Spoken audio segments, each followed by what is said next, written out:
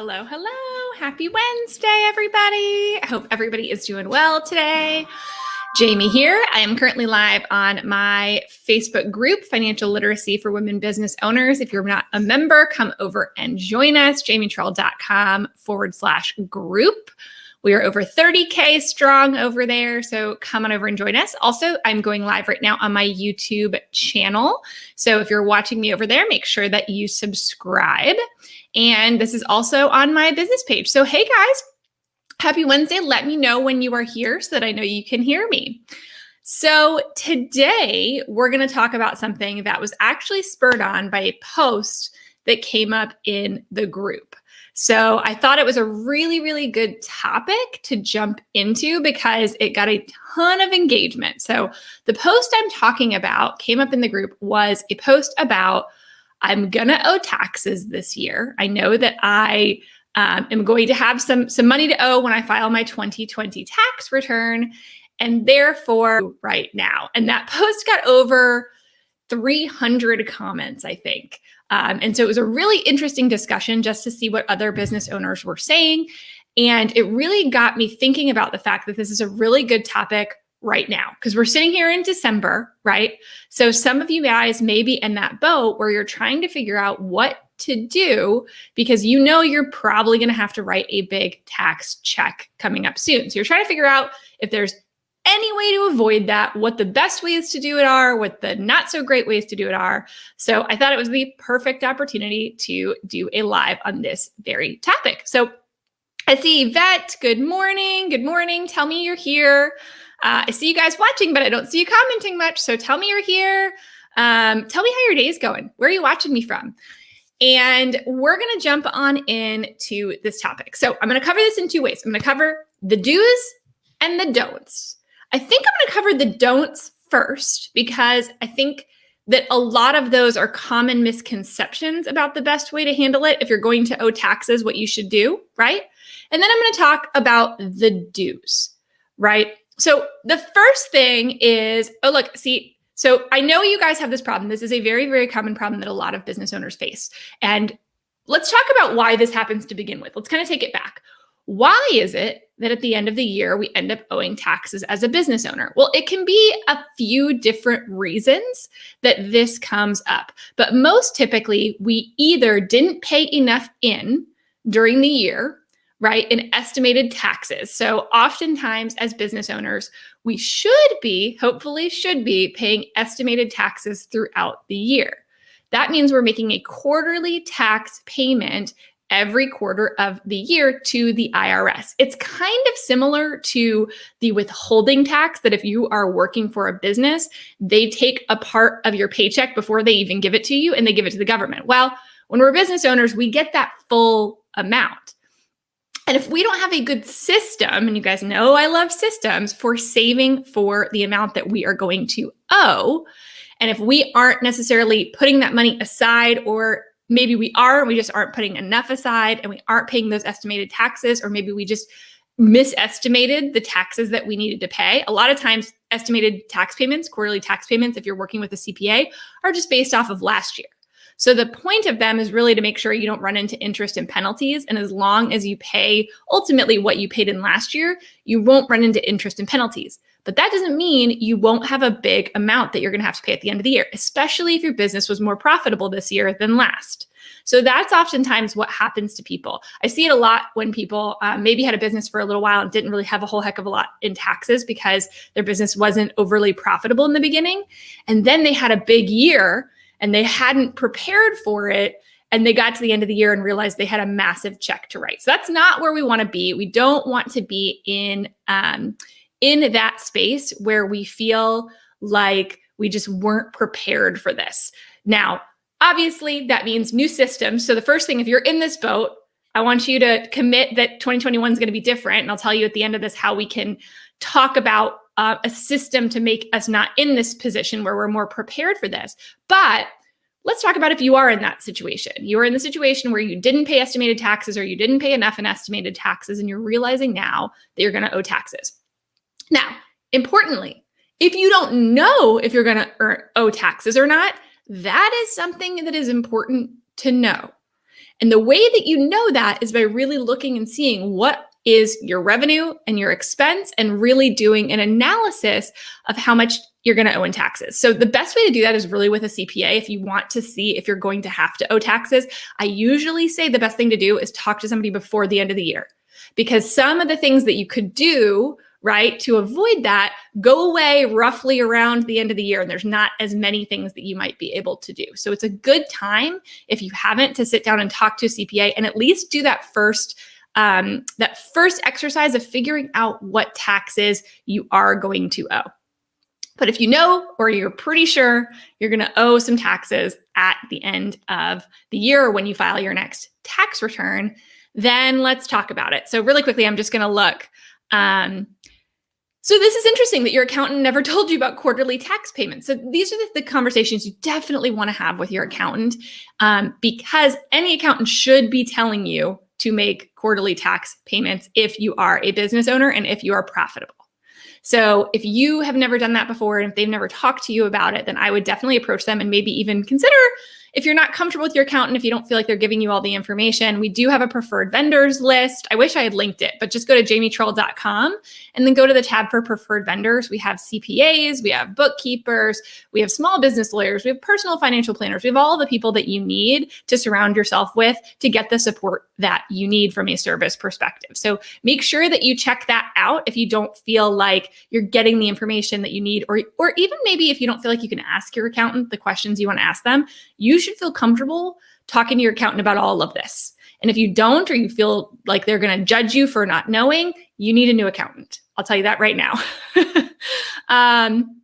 Okay, let's see. So, I see your question, Yvette. We're definitely going to get to that one.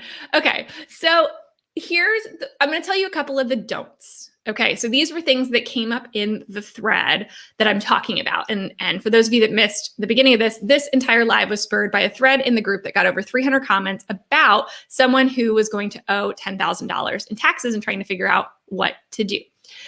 So the first thing not to do is to spend money on things that you don't need to get a tax deduction. And that tends to be something that, especially in the self-employed world, is pretty common, is to try to get profit down as low as you possibly can, because the lower your profit is, the lower you pay in taxes, right? The less you pay in taxes. That's just not a good business model, you guys, right? Like that's just not a good business model. If it's not something that you need, if it's not something that is actively going to actually contribute to making you more money in the future, i.e. if it's not an investment into your business, I don't want you to do it, right? Now, if there are things that would be investments into your business, or the things you know you're going to need anyway, right? Then it might be a good idea to go ahead and buy those maybe in December versus January. But here's the watch out, okay? Because we kind of get into this game, right? When we do this, if we don't have a plan to save for taxes, we get in this game where at the end of the year, we've got this flurry of buying, and maybe we're buying things. And you have to be a little bit careful about what you buy, because certain things, not everything can be expensed in the year that you buy it. And a lot of it depends on the accounting system you're under. But I would, again, talk to an accountant before you make a major purchase, right? Like don't go buy a car thinking you're going to be able to deduct it all in the current year, because it is very likely that that is not the case. So just be careful about that, right? Any kind of large things, large assets, inventory, that may not be something you can actually deduct this year anyway, even if you pay the cash for it. So not only is it not effective, it also is something that leads to you just continually trying to reduce your profit. Now, think about, though, you got to think about next year. I know right now we're in 2020 focus. We're thinking about what am I going to have to pay soon? But I want you to have a bigger perspective than that. And I want you to think about next year. For 2020, for a lot of you guys, it was not the best year in the world from a profitability perspective, right? So you will probably be in a lower, right, effective tax rate. You'll probably have a lower high-end marginal tax rate because you will have made less in profit. Now, hopefully next year, if you're thinking next year is going to be better, i.e. you're going to be making more money next year, well, then you might want to wait on those deductions. And rather than moving them into the current year, you might want to wait and have them next year, because otherwise you're going to run into that same problem, right? So you're actually going to save more then if your tax rate is higher next year because you make more money next year. Then it doesn't make sense to move expenses that you would typically have next year into this year to try to save money on taxes. It's not the smartest thing to do. And then you're going to be in the same spot next year trying to find even more things. And so it's just kind of kicking the cans on the road. And that's not something that you want to do. It's not a very good strategy. I'm always a proponent for maximizing profit. Obviously, take the deductions that you are entitled to, but don't go out and try to find where you can find these deductions. And I want to say as well that just to give you an example, because I think we don't always think about this the right way, right? Sometimes we're thinking, okay, I owe $10,000 in taxes. So I want to get tax deductions to offset that. Do you know how much you might need in tax deductions, right? How much might you need to go spend? So if you don't have the $10,000, if you're like, well, I already spent that $10,000, I don't have that money to spend, right?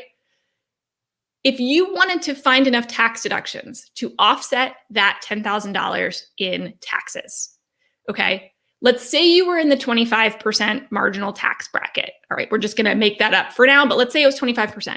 That means to save that $10,000, you got to go find $40,000 to spend money on. And remember, a lot of those big things are not going to be deductible in the year you buy them.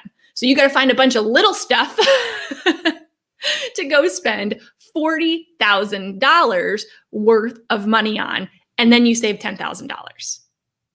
So you can kind of see where I'm going, where if you didn't have the $10,000 to pay the taxes, you probably don't have the $40,000. And then you might be getting into credit card debt to do it and all kinds of things. And so for me, make sure it's not that you should never find tax deductions at year end, but those should be things you plan for year round. That shouldn't be something that you're scrambling for in the last 3 weeks of the year to try to figure out what to spend money on so that you then don't have to pay those taxes. I want you to have a system for saving for it year round, that doesn't happen.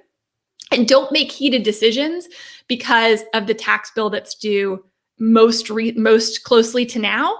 Think about the bigger picture. Take a step back, right? What is the smarter choice? Do you want those deductions this year, or do you actually want them next year, right? So that's what I would say is kind of the first don't. And I preach that, those of you guys who have been around for a while will know I will preach that from a mountaintop. Definitely take your deductions. Of course, there are ways to minimize taxes, right? There are smart ways to do it. And you can work with a CPA, but again, that's going to be kind of hard to do, right now in the end of the year. You want to be planning for that year round, but don't just feel like you need to scramble and spend money. The other thing that actually came up in this thread a lot that I just want to, there are some myths around entity structure. So I've done full lives about entity structure before. I actually talk a lot. I have a whole bonus module in my Financial Fitness Basics course that a lot of you guys took that is all about S Corps. And I saw on this thread over and over and over again that people said, just become an S Corp. It's less in taxes. Just become an S Corp. And I want to caution you guys. I really want to caution you guys because I can't tell you how many times over the years I have heard business owners come to me and tell me they're an S Corp. And I look at their financial situation and I just scratch my head because either, number one, they aren't making enough in profit for being an S Corp to make sense. And so now they've got additional compliance. You're supposed to pay yourself reasonable salary versus payroll as an S Corp. You've got extra filings you need to do. In some cases, you may not be able to put as much into your retirement plans. There are a lot of negatives that can come with S Corps. Now, S Corps can be a good tax saving strategy, but you have got to work with a CPA. Do not make that decision of your own accord because there are a lot of factors to consider. Okay, so I've talked about that a lot. There are a ton of factors that I want you guys considering when you're deciding what entity structure it needs to be. Do not choose an entity structure because somebody else told you that it will save you in taxes. Do not do it. Do not do it unless that someone else is a CPA who's looked specifically at your financial situation, at the tax laws in the state that you live in, at the compliance costs, right? Because you have to make sure to add those in. You may have tax savings on the federal side, but for example, in Tennessee, being an S Corp is not as beneficial. Why? Well, because in the state of Tennessee, actually the tax rules are reversed. Right? We are actually not taxed on income, but we are taxed on dividends. So you actually offset that. So if you work with a CPA and you're in Tennessee and they're telling you S Corp, S Corp, S Corp, make sure that they have taken into account what the local tax rules are too. Because if you're saving money federally, but then that's being offset by what's happening at the state level, it's not really any benefit to you. And now you just have extra compliance costs to keep up with. So that is my cautionary tale on S Corps. A lot of people elect it right when they start their business. That is rarely the right thing to do. Rarely should you be a S Corp your first year in business. A lot of times those people who are saving a ton of money on S Corps might not be doing it correctly. They may not be taking enough reasonable salary. They may not be meeting all of the rules that they are supposed to. And that's why they're saving money. Well, that's great until the IRS comes knocking and says, hey, you didn't take a reasonable salary for the last 3 years and assesses a ton of fines and penalties on you, right? And they won't take well, I didn't know, right? If you were a business owner, you can't kind of play the ignorant card. I didn't know, I'm not an accountant. You are responsible for that. It all comes back to you. And even if your accountant didn't tell you things or anything like that, it still comes back to you. You're the one that has to pay those fines and penalties. So be informed. That's what I'll say. Be informed before you make judgments on tax elections. Plus, it's December. You're not going to be able to switch for the year of 2020 to an S Corp in December, right? That's something that generally the first few months of the year you want to look at. January, February into March, like you want to be looking at what should my entity structure be for the next year, okay? And thinking about if you need to make a change. But in December, it's not really going to help you. So I just want to make sure, yeah, exactly. So we've got a couple of things. Paying accountant more for all the S Corp things. So be wary of those accountants. If you're making $40,000 in profit total and your accountant tells you need to be an S Corp, you're not going to save money, not if you do it correctly, right? You're not going to save money. And any money you do save, if you did, is going to go directly into the pocket of that accountant. So be a little bit wary and make sure that you're asking the questions you need to before you make any decisions on what to switch to. Thanks, Yvette. This is a really good question. And by the way, it says Facebook user. If before you guys comment, if you click on, there should be a link above, if you're on Facebook anyway, in my Facebook group to StreamYard, it will give you a link to just click on that and give permission for you to be able to see my name. That's especially for my financial literacy for women business owners group members, because until you give it permission, StreamYard can't tell me who you are. And I want to know who you are. And this is a great way to phrase this question, because a lot of people phrase this question with, when should I become an S Corp? I like to phrase the question of, when should I start thinking about it? When should I start exploring it? When should I start going to find a CPA to talk to about this? And because really that's what it is. It's a conversation, and it takes in a lot of different things, your personal financial situation. There's a lot of things that need to be taken into account when deciding what the right entity structure for you is. I say around $60,000 in profit. Most accountants will say in that 50 to 70 range, around $60,000 in profit. I want you to think about it. And that's revenue minus expenses, right? If you're not making a profit, there's zero help to being an S Corp, none. So you want to make sure you've got some profit there, that you are going to be able to get the benefit that you really want to have from being an S Corp.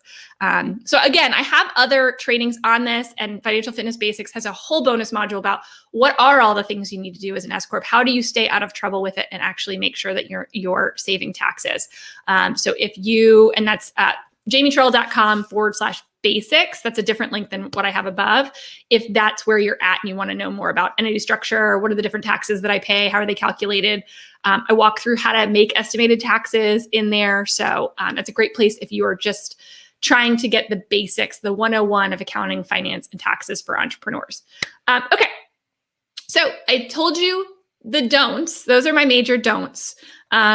I'm now going to tell you the do's. So what should you do, right? What are ways that you can help yourself if you are in the situation of having to owe taxes next year? So my favorite one, and I was glad to see that this came up a ton in the thread that I'm talking about, but my favorite thing for you to do is to make a contribution to a retirement plan.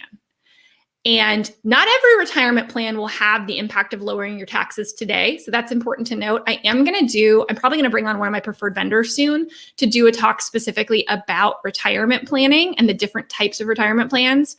So Myrnie Mendoza, who's one of my preferred vendors, you can see her on the preferred vendors list. She can help you set up a retirement plan if you don't have one. But There are two different types. I won't go into a lot of detail, but there are a lot of types of retirement plans that are going to save you money now. So you put money in basically pre-tax. It's money that's not taxed. So if you put $10,000 into your into this retirement plan, right, then you will be able to get a $10,000 essentially tax deduction. So that $10,000 won't be taxed. Okay. So it saves you, if you're in the 25% tax bracket, that'll save you about $2,500. And guess what? You don't have to spend that money. So it's essentially the same thing as if you spent $10,000 to save $2,500, right? But in this case, you get to keep the $10,000. It just is put in a retirement plan, and you get to save $2,500 now. So that's if you're in the type of plan that is going to be pre-tax, right? So those are your traditional 401ks. Those are your SEP IRAs, right? Things like that. Your solo 401ks. There are various different plans. And so you do want to talk to a financial advisor about which one makes sense for you if you don't have one yet. But I do recommend that you do that because there are a lot of things to consider in what makes sense for you. And even what made sense for you a few years ago may not be what you need now. So make sure that you're talking to a financial advisor about that. There are also retirement plans. And so somebody said, well, I contributed to my retirement plan, but it didn't seem to help. And my answer to that was, well, it may have been, was it a Roth? So the difference with a Roth type, which is after taxes, means you put after tax money in, you're not getting a tax deduction this year if you put money into a Roth. However, that money grows tax free. So you put money in to invest it, it's going to grow. It's hopefully going to get bigger. When you take it out after you retire, it's going to be a bigger number. None of that money will be taxable when you take it out. So in a traditional, it will be. If you put money in today and take the tax deduction today, it'll be taxable later. But if you put money into a Roth, it won't be. It will be taxable today, but it won't be later. I hope I did that right. Hope that makes sense. But basically, depending on the type of plan you use, right, it may help you this year or it may help you later. So that's another instance of really thinking about, well, where would I rather have that tax deduction? Where is my effective tax rate going to be higher? Is it now or is it later? And sometimes it makes sense to have a mixture of both a traditional and a Roth, because they both are great products, right? But if your goal is saving money this year, is to reduce that tax burden this year, then you want to use more of a traditional 401k or a SEP or a solo 401k, something that is pre-tax. Okay. Now you want to get that set up soon. In some cases, you have until you file your taxes to actually make those contributions for 2020. But a lot of times you do want to get, depending on the type of account, you may need to have it set up this year. So if you don't have one and you think you're going to owe taxes and you want to be able to take advantage of this, go get one set up. Like I said, I have a preferred vendors list. I believe both Lori and Myrnie offer this service. So you can check out jamietrell.com/preferred-vendors, or just go to jamietrell.com and find it. They can help you with this if you are in this spot. Another thing you can do is contributing to an HSA. So if you have an HSA, that is where you're putting money aside to pay for medical bills in the future. So usually if you have a high deductible medical plan, then you may be able to get an HSA. Now, something that I actually recently learned that I did not know, my preferred vendor, Bree, told me this, and I actually wasn't aware because I've only ever had an FSA when I worked in corporate, and those expired at the end of the year. And I got burned on them too many times, and I stopped putting money in them because I would end up with money that was left. And you lose it, you use it or lose it in an FSA. But an HSA, you don't lose it. It carries forward. So if you put money in December, right, and it's not prorated, in most cases, you can put the full year limit amount, and I believe that the full year limit now is $3,700 for a individual and roughly double that for a family, right? You can put that full amount in and it carries forward. It's not going to go away. So that is also a great avenue to save money. That's money you're going to spend in the future. You might even spend it next year, but you're not going to have to pay taxes on it. It's basically equivalent to a tax deduction, right? But money you get to keep and use later for the things that you're actually going to need it on, like medical expenses. So that could be a really great opportunity as well if you don't have one. So those are some of my favorite things to do. Again, if you do think that your tax rate's higher this year than it may be next year, then you could maybe think about moving some of those costs that you know you're going to have. But I would talk to a CPA before making any large purchases to make sure you'll be able to deduct it in the current year, and to make sure you want to deduct it in the current year. Okay, let's see. Yeah, HSA is so much better. Like I had never really even looked into it that much. So I actually even called my insurance company to see if I could add an HSA to my plan, because I don't currently have one, because I got burned on my FSA. HSA is better. I would definitely, so I would call your current provider, your current medical provider, and see if your plan offers an HSA. Or you might even want to switch plans, potentially compare them, obviously, to see what makes sense, to be able to do that. Typically, it's just for high deductible plans that you are allowed to then use an HSA with it to save for that deductible, right? But give your health provider a call on that, or talk to Myrnie or Lori off of my preferred vendors program. That's also an option, because I think they both can help you. I know for a fact that Myrnie can, because she does insurance. Let's see. Okay.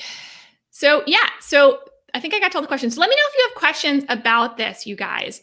But this is one of my favorite things. And now I'm going to talk to you a little bit about how to get out of this, right? Because now we're in this situation where you might have taxes that you have to pay, but the goal is not to be here in the first place, right? The goal, and I hope we're going into 2021, fresh new year, you guys. It's the new year. We can do things how we want to do things. And so if you've kind of been putting off like getting all of this financial stuff in order, then starting the new year right is the best way to do it, and starting new processes and putting in new systems that are going to help you and are going to make it such that you are putting aside the right amount for taxes, and it makes taxes so much easier at the end of the day, right? If you're routinely putting it away, like almost treating it as if you're getting a paycheck and you're withholding that money right away and paying in those estimated taxes, or at least, at the very least, holding that money separately, right? So that you are ready to be able to pay it at the end of the year, and it's no big deal. That's the goal, is for tax season to be no big deal, where you've got the money there, it's ready to go. You're not worried about having to come up with money that you've already spent, right? Because that's in truth, that's what happens. We make this profit, we have taxes that are due on it, and we're like, heck, that money's long gone at this point. So I don't want you to be in that situation where you are trying to scramble to pay that. So I have a program that's one of the many things. I mean, we cover a lot of things in my financial fitness formula. I haven't opened it in an entire year, you guys. The last time I opened this program was January of 2020. It is opening again next month. And I am really, really excited about it. We're redoing it entirely. We're revamping the entire thing. And it's really going to go through how to be your own, chief financial officer. What does that mean, right? To manage the finances in your business, to really get organized in your business. What are the things that you should be doing as the business owner? Where should you be spending your time from a finance perspective? How do you set up those systems and those processes to make this easy? How do you set up a plan that's going to achieve your goals, right? Because that's the goal. Not everybody else's goals, right? Your specific goals for your business, yes, but also for your life. How do you set up a financial plan in your business to do that? That's what this plan walks through. It is a 7-week program or 7-module program, and I offer live support during it as well. So that's kind of the difference with some of the other programs you may have done. This actually has live support, Q&As. I want to help you with all of it. So if it's something that you're interested in, I honestly believe doing this in 2021, a lot of people have come to me to say that they realize this year they can't keep putting off finances and getting financially organized. And they feel that stress and the anxiety, the overwhelm and the guilt and all the things, right? We feel all the things when it comes to finances. And that's why I've created this program to get you out of that and to create this system and this plan and actually have you excited about your business finances. I know. Y'all don't believe me, and I can't see who this is. So Financial Fitness Formula, FFF, as we like to call it, is my signature program. So some of you guys have taken Financial Fitness Basics. That is a separate program. That's my 101. That is my education course about accounting, finance, and taxes. FFF is my signature course. It is strategic. It is how to be your own CFO, how to make decisions when you're like, do I have the money to pay for this? What should I pay for this? How to manage your cash flow? All of those things we're going to talk about. And I actually have been in the recording phase, you guys. I'm re-recording the entire thing. We were putting so much like awesomeness into this time around. It was awesome before. It was awesome before. But it's really flipping awesome this time. And I've been like deep into recording it. So I'm just super jazzed. And I want to make sure you guys have this on your radar screen because again, we're gonna be launching next month. And so I want you to be prepared for it. I want y'all to go to jamietrell.com/FFF. It'll give you some of the high level information about what's in it so you can see if it's right for you. And also you can sign up for the wait list. And the reason I want you guys to sign up for the wait list, so like if you guys are here listening to this, this is kind of, you will know this, that you are going to be able to get special promotions and things that are not going to be widely available. So my waitlist members, whoever goes and takes that leap to just join the waitlist, it's not committing you to anything. It's just saying, I'm interested, make sure that to, give me the information on this so that you know when this is rolling out, because it's only going to be open for about 9 days. So we're going to have cart open for 9 days. So if you don't get in, you're going to have to wait a long time. Like I said, I haven't opened this in a year. So I don't want you guys to miss out on that. So you don't miss out, you are going to go join that wait list, and there will be some extra promotions and fun stuff that you guys will get just for being on the wait list. That's a pretty good deal, I think.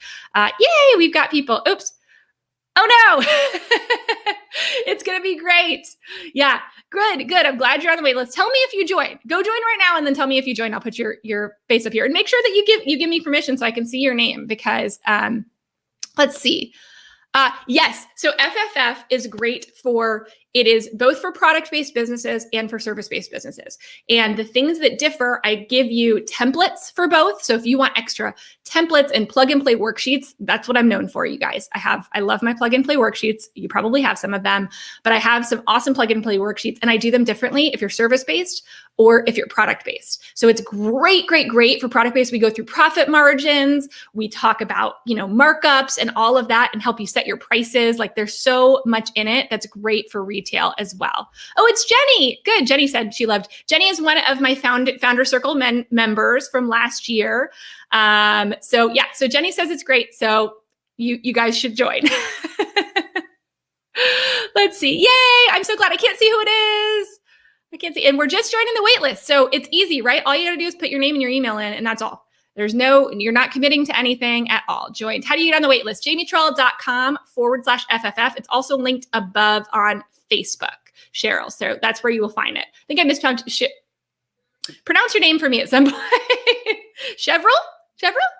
I'm sure you get called Cheryl all the time, and I just did it as well. 100%, it's a deduction.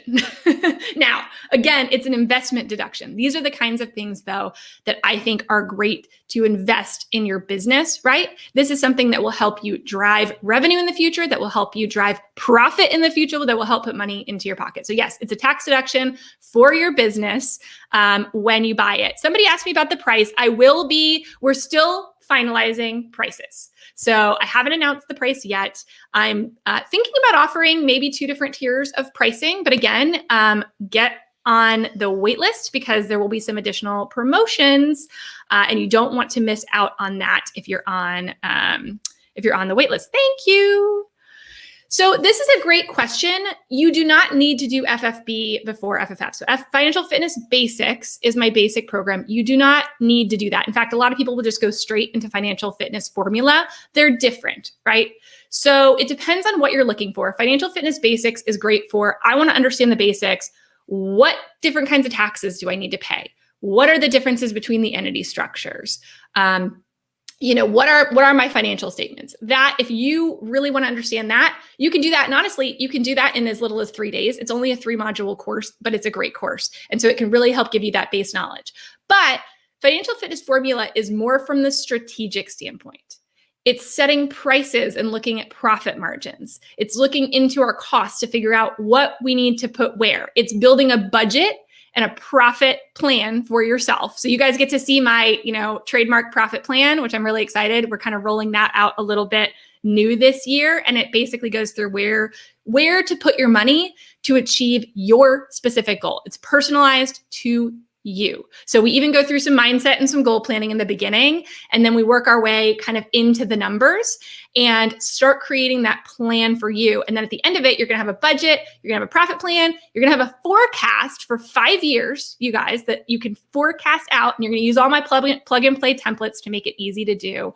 Thank you, Bree. Thank you. So it's not out yet. It's only going to be out. It's going to be out in January. It's going to be out for 9 to 10 days is how long we're going to open the cart for. So make sure to go to jamietrell.com/FFF to join the wait list so that you're aware when everything rolls out. But we're going to start talking about it a little bit more because I do think that January is a perfect time to do things differently. So if you're sitting here in December and you're like, shoot, I said last year I wasn't going to be in this situation. Now I'm here again, right? And you're scrambling to get your things together for taxes, and you feel that overwhelm, that stress, that anxiety, all of those things. Let's fix that. And who doesn't love a good January fresh start, right? Like, we can do this at any time, but I love the idea of just starting off in January with the new class. And this new class is going to be awesome. And we're going to have so much support to help you through it. So that's what might be different. Financial Fitness Basics is a course that comes just as a course. It's DIY fully. Financial Fitness Formula, we walk through it with you. So I'm there with you. We have a Facebook group. We do Q&As. We do all the fun things to help you get through it. So let's see. Yes, exactly. So we need to get a plan for you together so that 2021 will be different. Okay. And it's specifically for small business owners and self-employed individuals. So if you have like 150 employees and, are making millions and millions in revenue, then you probably need to go hire a CFO. But if you are in a spot where you're not able to go hire yourself a CFO, this is the course for you. And we can help get you set up so that eventually you will be at that place where you can hire someone to do it for you. Yay, good, Chevril. I think I said it right. I think you told me how to pronounce it. Yep, Chevril. Tell me that's right.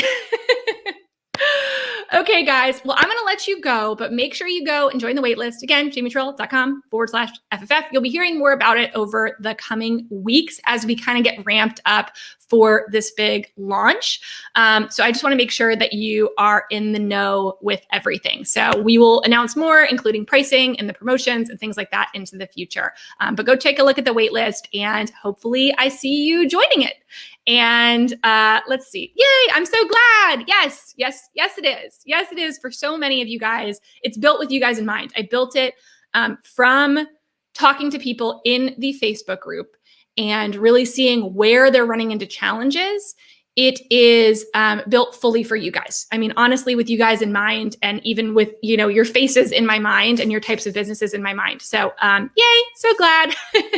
Okay, guys. We will talk next time. I don't think I'm going to be live on Friday with an update for the stimulus.